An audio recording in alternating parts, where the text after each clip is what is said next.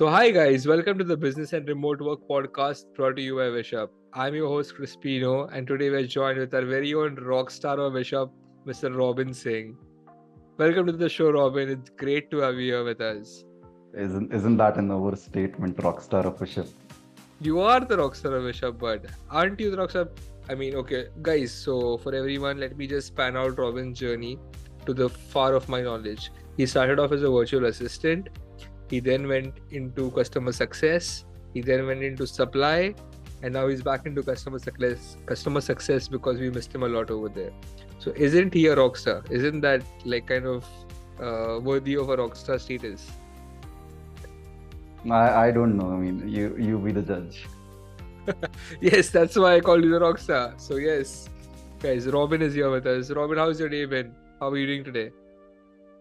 The day has already started. It's always like any other day, full of challenges, new things coming my way. New Yeah. problems to solve, new things Yes. to tackle. Yeah. Awesome. You witnessed some of it. Then I'll endure the rest of it. Yeah. Those. I mean, the fortnightly calls are. Yeah, they're supposed to be hectic, right? They're supposed to Mhm. be challenging. So yeah, but you dealt it well. You dealt well with it. So yeah, kudos to you on that. So yeah, before we get started with the podcast and like dive deep into your skills and what you do, could you tell us a bit about yourself and what you do here at Wishup? You covered most of it, what I do in Wishup, right? Or what I've done in Wishup so far. Yeah. But I'm absolutely thrilled to be here. More about me. So just picture this, a mountain enthusiast with a hospitality degree Yeah. and who traded his passion for the Himalayan peaks for the corporate client. So that's me, Robin Singh. I'm from the land of gods, Uttarakhand. Yeah. And probably that's where I learned, that just like in the mountains, in the corporate world, you also have, certain peaks that you can conquer. Hmm. Been in the corporate industry for last 7 years now. Hmm. Worked in all different sort of industries. Started my career in retail, moved to recruitment. Oh, Had my same. own company Yeah. for a bit longer period. I would say 1.5 years. Yeah. And that's when Wishup found me, or I found Wishup. It was just like a destiny that was meant to be. Yeah. And here I am. Mm, and when I'm not working, you'll find me, you know, exploring new places, learning about new cultures, meeting new people, Yeah. chasing sunsets. I love Nice. that. Yeah. So that's about Awesome. my journey. Awesome. So you said you conquered many peaks, right? So what would you say is your greatest accomplishment? What are you most proud of conquering? Uh, I've not conquered a lot of peaks as I would love to, but I think the most beautiful place I've visited and the summit I'm most proud of has Hmm. been Dayara Bugyal. So it's in Hmm. Dehradun. It's in Uttarakhand. Okay. Okay. In the Himalayas, and Dayara is also the biggest meadow in Asia, by the way. Oh, really? Nice. And four different colors in four different seasons. So it's white in winter because it's covered with snow. So, It's going to be green in the spring season. wow. It's going to be full of flowers during monsoon. Yeah, And then during autumn, you'll find it like it's completely orange brown. that's amazing. Wow, that's amazing. So, you have any other peaks that you have in mind that you want to conquer in 2024? I mean, the end goal is always, to at least attempt the Everest, right? Hmm. So Yeah. that's like the long-term goal. But before that, there are so many other peaks that I would love to climb. So there is Pangarchula, that's like Yeah. 16,000 feet. I don't think I'm good enough, like fit enough for that right now. You can work on Uh, that. right, then there are so many other places as well, not just the peaks, but Hmm. there are places like Kuari Pass, Hamta Pass, Yeah. amazing, beautiful places. I mean, you don't have to visit Europe to, see those places. These are right here in India, available for us to explore. Yeah. That's amazing. Cool. So, coming on to a bit of Wishup and your work. So, like, how has your journey been with Wishup already, like, so far? I already touched on a few points, but if you want to elaborate on that, that would be amazing. Uh, It has been a roller coaster full of ups and downs, full of speed and then thrills and chills, right? Yeah. So probably I am one of those few people who've done almost everything in Wishup other than marketing. Okay, I joined as a virtual assistant. That's like the foundation of the business. Yeah, Robin, don't take away my job, please. You can stay far away from marketing for now. I'll 'Cause I'm stay sure, far away from marketing. yeah, Don't because I'm worry. sure if you come into marketing, you'll take away my job. So yes, please stay far away from marketing. That's not the plan at all, Chris. Don't worry about it. Cool. So you started off as a virtual assistant and then you went into customer success, right? So how was your transition? How was that phase of transitioning from virtual assistants to customer success? Like, can you tell us a bit about that phase? So see, when I joined Wishup, right, that was right before the COVID happened. I joined them at the end of January 2020, and the lockdown happened in the third week of March, same year, right? So just 2 months after that. Yeah. So, and we were a very small company at that time. I think the overall headcount was around 40. Yeah. Everybody almost, it's like everyone knew everybody. Everyone, yeah. So it was like that. Yeah. And soon after I completed my training, I was deployed to a new client. And all of a sudden, I see this one email in my inbox wherein the founder has reached out to me. Hey, would you like to, talk about this particular opportunity within Wishup? And that was joining the customer success department. And as soon as I saw that, I was like, okay, this is something I've been doing for the last 3 years. I've been managing accounts, acquiring accounts, growing accounts, right? And I've done it in the field of recruitment, but I've done it in a traditional recruitment setup, if you say, right? Yeah. So that was like a one-time placement sort of service we used to provide. And here in Wishup, we've got a whole new model wherein people are hiring employees on a subscription model. Wherein everybody's working remotely. And I was like, okay, why not? Let's have a conversation, see where it goes. We had like an hour-long call at that time. We were just talking about the possibilities of how it can scale and grow, right? Then I had a similar conversation with the other co-founder, Nilesh, and he liked the sort of ideas I had in mind and the experience I was carrying with me. And as soon as that call happened, I was thrown, or rather pushed, into the realm of customer success. And exactly at that time, COVID happened and the lockdown happened, right? So the entire world went into a shutdown, and I was like, what am I supposed to do now? Because all of my clients are shutting down their businesses. Yeah. But that was like a boon in disguise for us, because after 3-4 months, when the world accepted that this is going to be the new normal, everybody started hiring remote employees because they can't go to office. True. And this is going to be the new normal. So I would say that was like, again, a transition like this for me. Yeah, that's amazing. Yeah, it's crazy to think how COVID changed so many lives, some for the better, some for the bad. But yeah, you I think had the good of it. So, Robin, what would you say are the common challenges that you face today in customer success? Like compared to back then, okay, there was COVID, there was everything, but what are some of the challenges that you're facing right now in customer success, and how has customer success evolved over the period? Okay, so see, it's always unpredictable, right? It's not about the challenges which we are facing within Wishup. Yeah.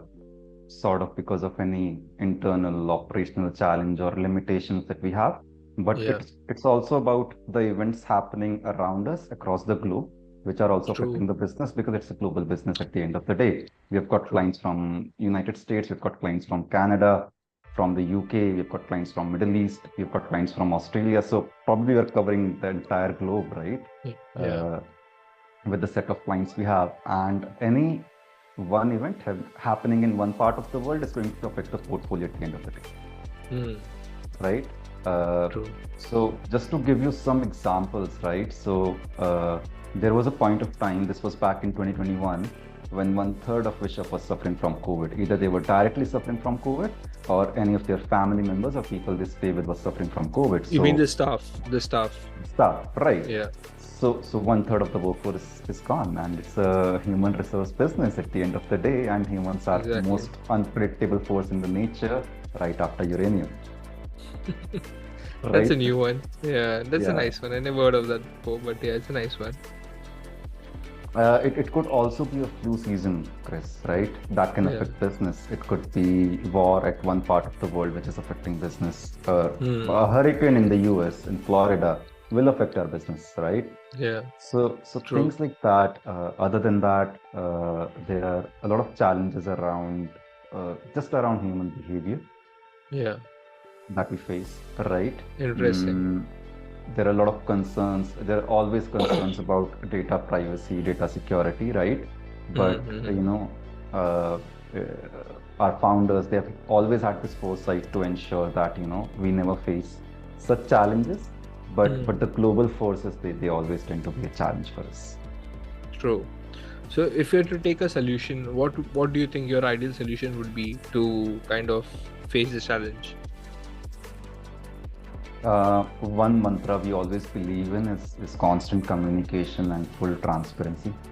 Hmm. And that helps a lot. I mean, you won't believe how understanding clients can be at times Mm-hmm. when you're just transparent with them, and you also always tend to have that solution oriented mindset where you're not just presenting the problem but also informing them about With what the you are solution. doing proactively to Yeah. ensure that their business is not hampered, Yep. Yep. Yep. right? Definitely. So as long as you're working with that sort of a philosophy, I think you can tackle any challenge in this sort of business. Awesome. Yeah. Makes sense. I mean, I'll Uh. give you one example, okay? Sure. Yeah. So Go ahead. we had this one client based out of the West Coast, and the virtual assistant this client initially picked didn't work out well, and it can happen with anybody. I mean, it can be a skill mismatch, it can be just the synergy is not there, right? Mm-hmm. Or probably they are not aligned with how they want to do things. Yeah. So I was like, okay, fine, I'll help you find somebody else. And I had a very long consultation session with this client just to understand what's her working style, how she likes to operate, what her goals are with this kind of a requirement, right, of a virtual assistant. Mm-hmm. And me and the operations team, we handpicked somebody who was tailor made for this kind of a role for Mm-hmm. this client. Mm-hmm. And then we replaced the virtual assistant. The client started working with this new virtual assistant. She's super happy. She's loving every moment of it. And after three weeks of this new VA being deployed, Mm-hmm. he was diagnosed with a certain health condition, and he had to get surgery soon after that. Oh. So again, going back to what I said before, humans are the most unpredictable force of the nature, right? Yes. Which chemical In the did you universe, relate them to? uranium. Uranium. Yes, that's it. So uh, now there's not much Wishup or anybody else in the world can do about it. If the person has to get a surgery done, he'll get a surgery done, and if he needs three It or is four what it weeks is. Yeah. of bed rest after that, he'll need that, right? Yeah. And if you think about it from a client's perspective, they hired somebody, didn't work out. They hired somebody else, worked out, but then there were challenges, right? Yeah. Anybody will leave in that situation, but we took care of it proactively. We ensured that the client is always in the safe hands. We also anticipated a lot of challenges which could have come later in the future. So instead of giving her anybody temporary for this time being, Yeah. we found somebody else who was exactly like this new person, That's gave it to amazing. the client. The Yeah. client is still working with us. She's also referring new business to Wishup now, right? That's amazing. Yeah. And had we not been transparent with her since the very beginning, I think we would have lost that business long ago. So this is what I tell my clients. It can take you some time to find your ideal match. Yeah. It's not like you'll get it in the first go, but once you find it, you'll get a lot of value out of it. And this person can do a lot of things that you are currently doing and investing your time in. And then you can go ahead and focus on everything that's core and important to your business that you were never able to attend. That's amazing. Yeah, it totally makes sense. And I love the way you narrated the whole scenario and the way you handled it. That's amazing.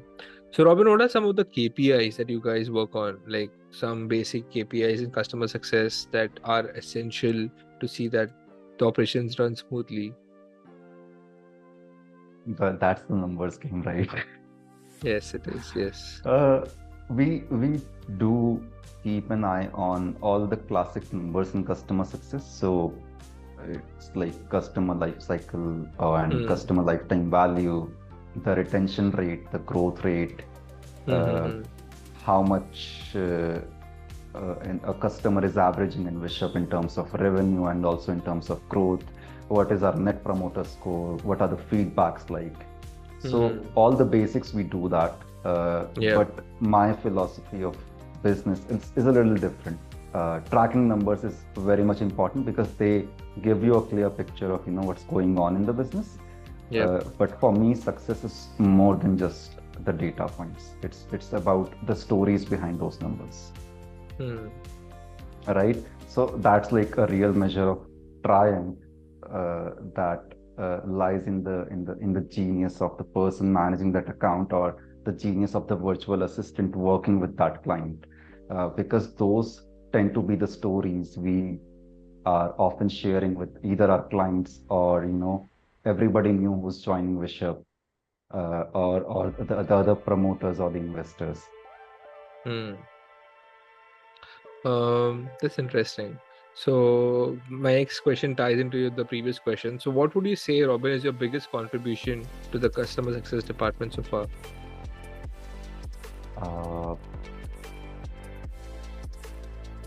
That's a tough one, right? So the biggest contribution, I mean, see, all these 4 years have been like different. Because of the times they were in, right? The first year COVID just started, second year the world was healing from COVID, the third year it healed from COVID, and now we are in the fourth year where it's just growing. So all of them have been different. I think in year one, for me it was just about learning the ropes, how things are, how things work, right? How to connect with my clients, what's important for them, what's not important for them. But still there was a triumph in year one, which was bringing stability in the customer success department. And that I believe we did, right? And then in year two, it was just about implementing all those learnings from year one to year two. And we did that by acquiring 2 of our biggest customers. And I do take a lot of credit for that. And we also started a new category, which was accounting and bookkeeping in year two itself. Right? And that too without any category manager in place, without having a proper supply process or a supply team in place. So I used to hire people, I used to deploy them, I used to manage the entire relationship as well.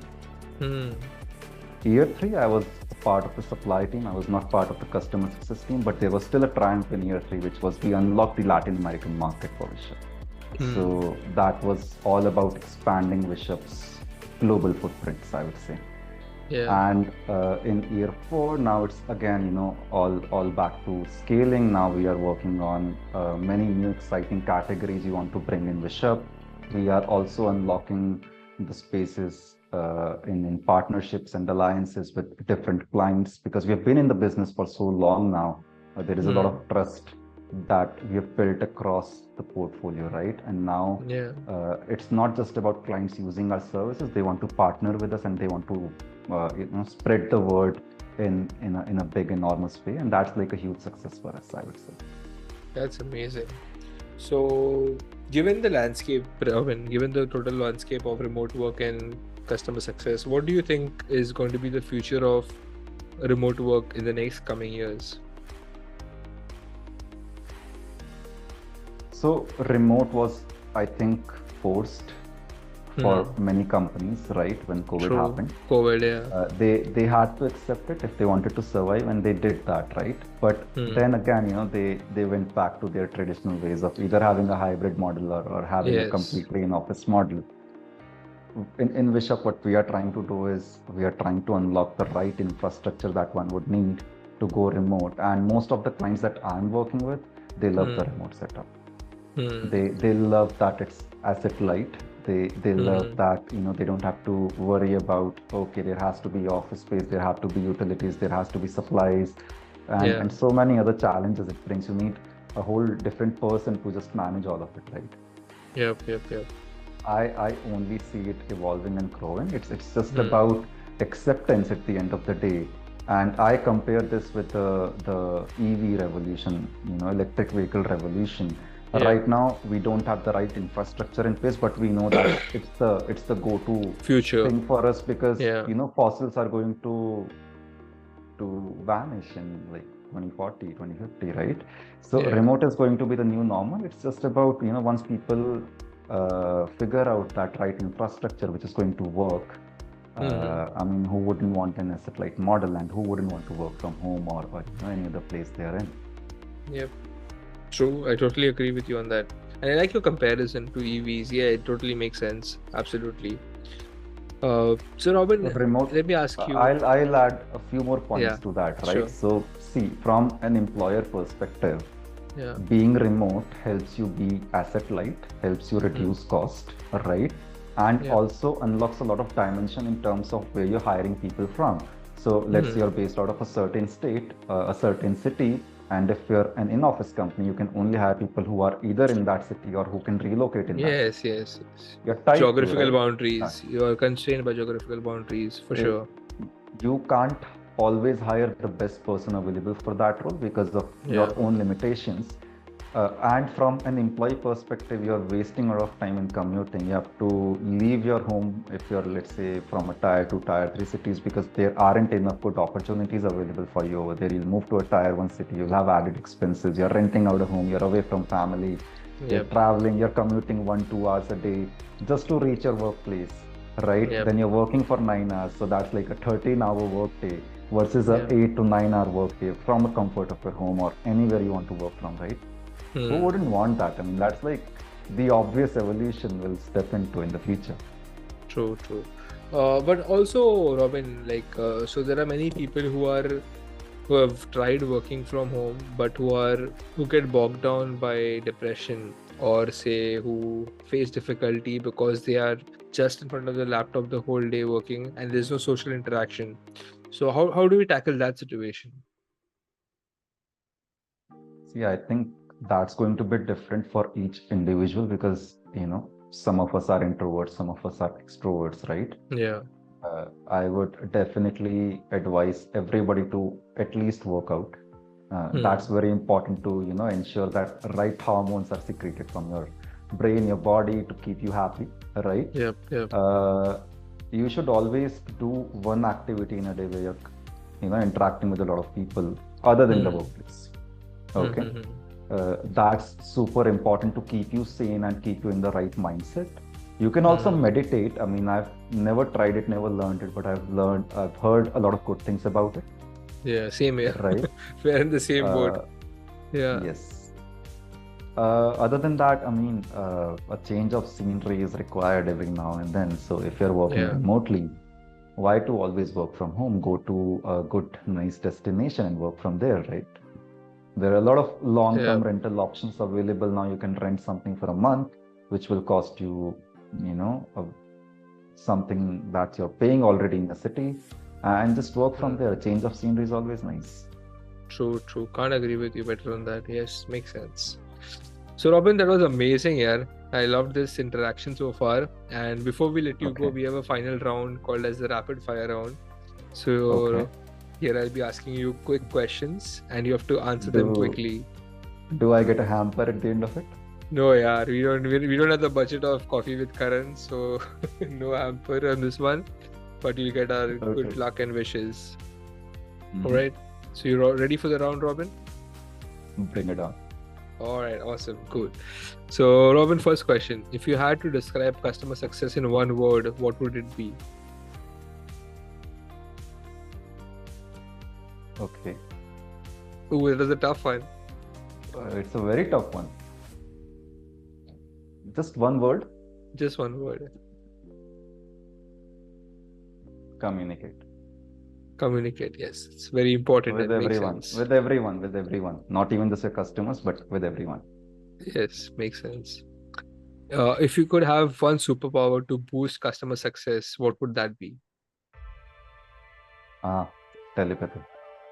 To read people's mind, To reach people's mind before Yeah. the calls, yes, makes sense, totally. Share a motivational quote that keeps you inspired.